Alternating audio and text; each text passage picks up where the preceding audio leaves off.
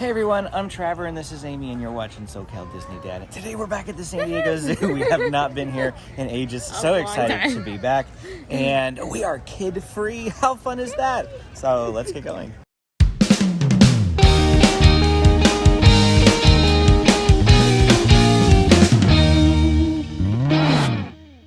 Crowd level this morning, not too bad. Saturday at about 9:30 in the morning. Not too bad at all. Of course, a quick clarification on my earlier statement. I was here like a week ago for Halloween, and I'll link to that video right now. But you didn't really see any animals or anything. I saw one elephant in the dark, and he was like really hard to see. Yeah, the snakes went. But yeah, this will be our first visit back to the zoo during the daytime in months. I don't think I've ever noticed this tree here before, but doesn't this look like the Whomping Willow from Harry Potter? I mean, look at it. It's got the same type of spikes and things. That's pretty neat. Kookaburra sits in the old gum tree. Here he is. Oh, there's two. Isn't there always two? Isn't that the thing with kookaburras? There's one there and the other one there. I really wish I could hear them laugh. It's the greatest thing ever when you can hear a kookaburra laugh. They're great for waking you up in the morning too. That's what they would always do in Australia, is wake us up in the morning. Who would have known that a cockatoo, which is like a pet in America. No, that's a cockatiel apparently.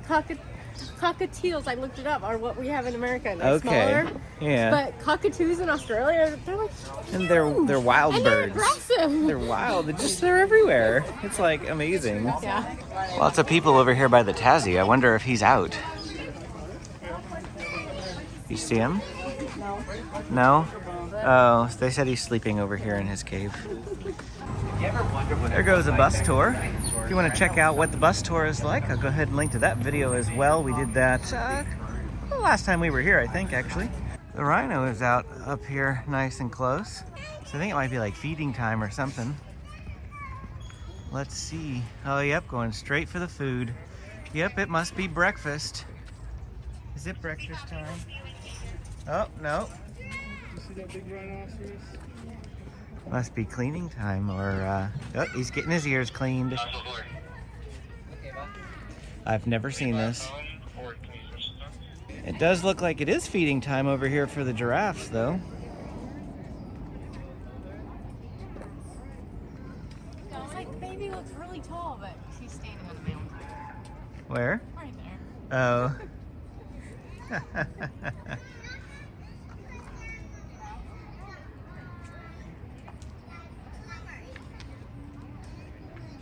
One of the koalas is really down low, eating some grub today. It's pretty unusual. I've not actually seen them down low. I mean, of course, it's unusual to see them awake as it is, but down low, I didn't see it up in the trees, and then suddenly, there it is.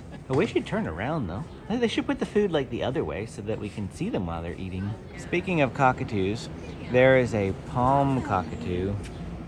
Oh, he come up nice and close for me. Hello.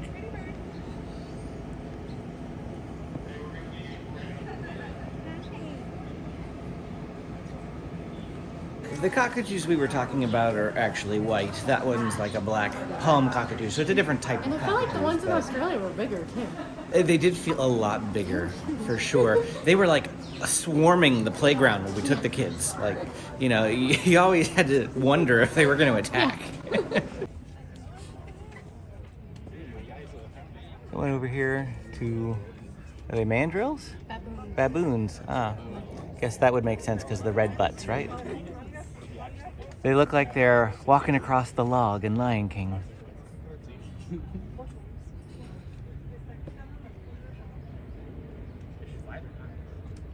I always get confused between baboons and mandrills now because technically Rafiki in Lion King is a mandrill, and they have that joke about him in the cartoon version. Well, that means you're a baboon and I'm not.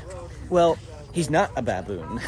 And in the live action, they actually changed him to be a mandrill, which is what he is. So now I always get them confused. Because in the regular one, doesn't he like not have a tail, but he's supposed to have a tail or something? Something like that. Yeah. Where'd he go? They don't like you. You're camera shy. This is a trumpeter hornbill. Kind of looks like Zazu, doesn't he? Kind of. He's not blue, but Is he a hornbill? he is a hornbill. Yeah. So I think that might be kind of like Zazu. He was just making some funny noises a minute ago.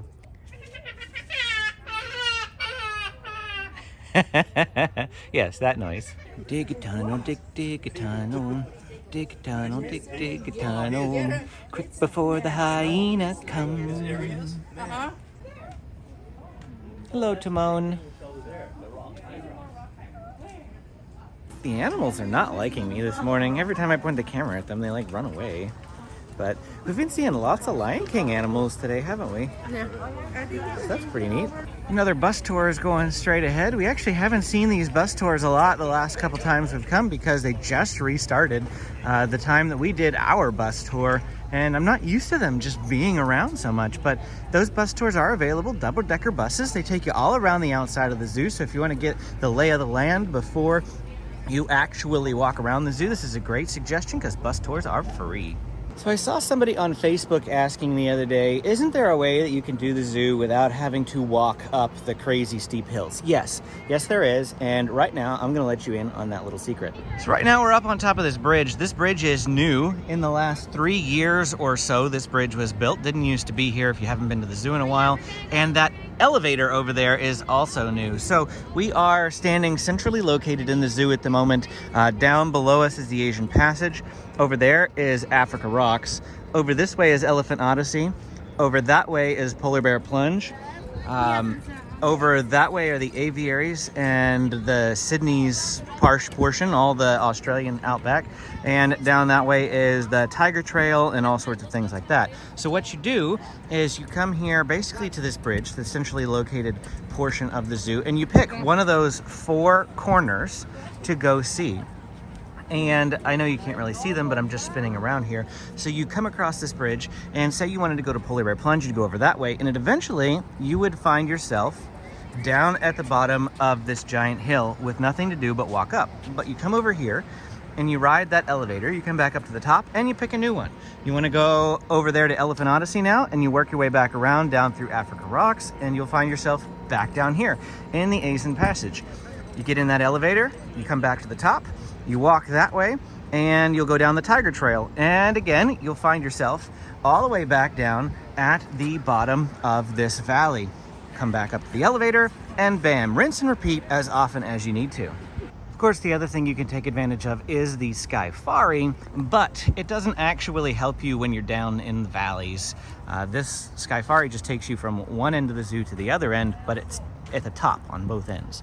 So you have to factor that in. Speaking of hills, I just did a really tiny one from Polar Bear Plunge up. Polar Bear Plunge is going to be in a different video. You can check that out on my channel. Go ahead and hit the like and subscribe button if you want to see it. But now we're going to go across the Skyfari, and we came back up the hill, and just that tiny little bit winded me. So yeah, use the elevator. Highly recommended. Sky buckets. Skyfari, hello. Bon voyage.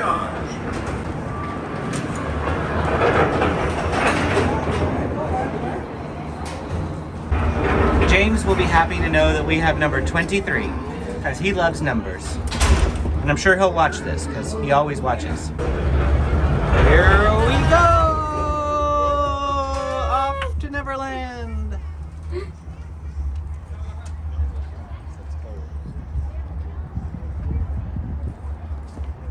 It's been since like April since I've done this.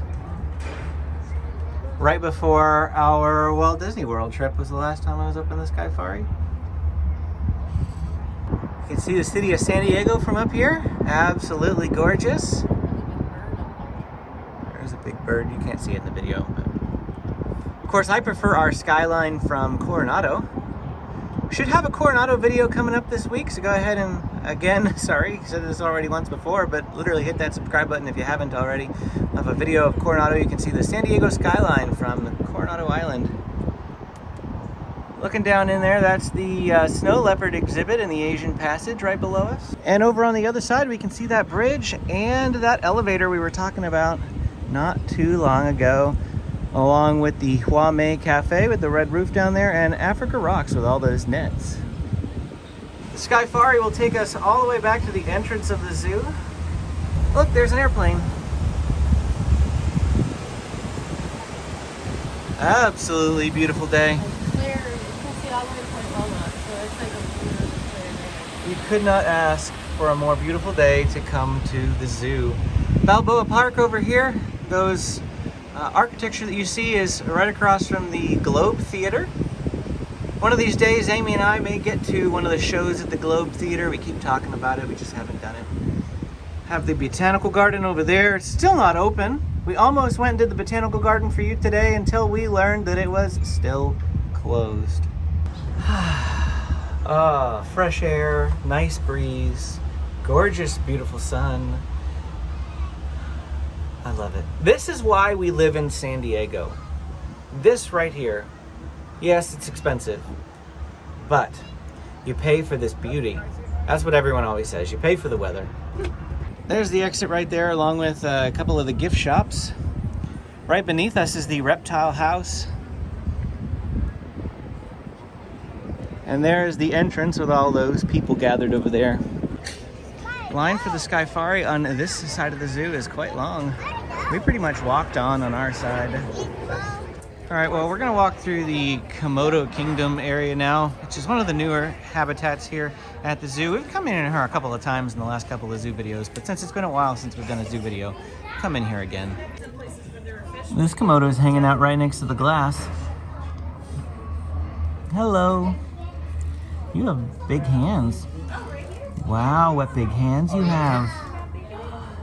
What big eyes you have. What big nose you have. You think that Little Red Riding Hood's grandmother was eaten by a Komodo dragon? So there are 3 windows in here in Komodo Kingdom. One over here, one in the center, and then another one over on that way.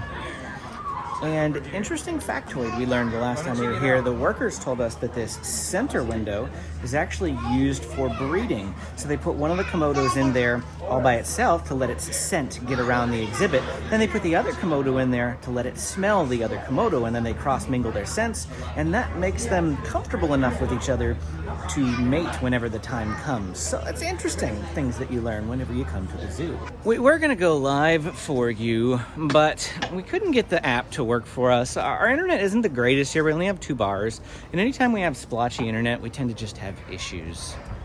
So I love to go live for you guys, I really do. It just, half of the time we have so many issues, even at Disney. Do other YouTubers have this many issues? I don't watch too many live streams. So if those of you who watch live streams, let us know if, this is a normal problem for YouTubers, like just, constant buffering, things like disappearing, them never being able to go inside buildings and those sorts of things. Well, I know in Disneyland, you can't really go inside buildings really at all, but I mean, I figured we're here at the zoo, we're all outside. And it's a beautiful day. Yeah, oh well. Yeah, like now I only have 1 bar. Coming over here to Safari Kitchen. This will be the first time we've eaten at Safari Kitchen. Safari Kitchen's right across from the entrance, so as you can see, there's quite a few people here already, even though it's only 10:50. It's not even 11 o'clock. Just because this is right in the entrance, lots of people come over here. I've never eaten here before. So it looks like they have a bacon cheeseburger, a chicken bacon club, black bean veggie burger, honey sriracha chicken sandwich, chicken strips and fries, and loaded tater tots.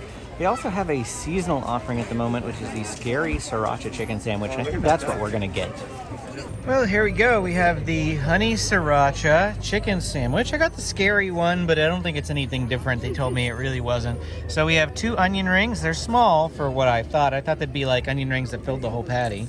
Well, we have our piece of breaded chicken with a honey sriracha glaze. So it doesn't look very strong to me, but we'll find out when we taste it. I've never had honey sriracha before, and it also comes with fries. And we're gonna cut this in half, and Amy and I are each gonna have half. All right, let's go ahead and try a bite of this.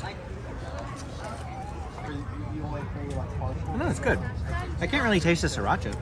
I mean, it's got like a bit of a spicy kick to it, but it doesn't have like a strong sriracha flavor. I more taste it's almost like having like honey barbecue sauce, but with a spicy kick to it instead. I like it. I would have preferred ranch. I don't think they had ranch. They had ranch sauce you could Yeah. dip it in. You want to go get some ranch sauce and get some napkins and you can dip it in it? I'm making a mess. That's better. Much better. I'm not much of a ranch person, but glad it's good for you. Well, I finished up my sandwich now, and it definitely has an afterkick to it. Not as bad as like a lot of spicy food that I've had. We like spicy food. Yesterday I had some Thai food just at home, and wow, my mouth was on fire. Like, this is not that bad. It's got a tang to it for sure, because the after, like, you know, I can still taste it. It's still there. And it's just the right flavoring though. Like, it's a pleasurable type of tingle, if you will. So if you like sriracha, you like spicy foods, the honey sriracha chicken sandwich, actually very good. The chicken was tender, juicy. I thought it was great. Cooked just the way I like it. The only thing I'd probably do differently is I'm not a huge lettuce person. So I probably would have torn the lettuce off because it added a little extra moisture to it that I didn't necessarily want, but no, it was good. I enjoyed it overall. You've had a bit more now of your sandwich. What do you think? I agree with the not having the lettuce, because honestly my chicken keeps like keeps sliding off because the lettuce is so slippery. But I think it's the type of lettuce. It's just iceberg lettuce. Iceberg lettuce really does not do anything. I wish they had like what we have at Chick-fil-A, which is like a green leaf, like more fluffy type of lettuce. But otherwise it's okay. I prefer burgers than this here, but and I think I prefer the Mexican place out of all the places here at the zoo, but it's not bad. Well, that is it for our time here at the San Diego Zoo today on this beautiful Saturday afternoon. I hope you had a blast. There will be more zoo videos coming your way in the days to come, as I took a few while we were here, and also be going to Coronado Island today, so I hope you check out that video. It'll be coming a little bit later on. Tomorrow we are headed to SeaWorld San Diego, so you'll get to see that later on in the week as well. So thanks for watching, and we will see you again next time.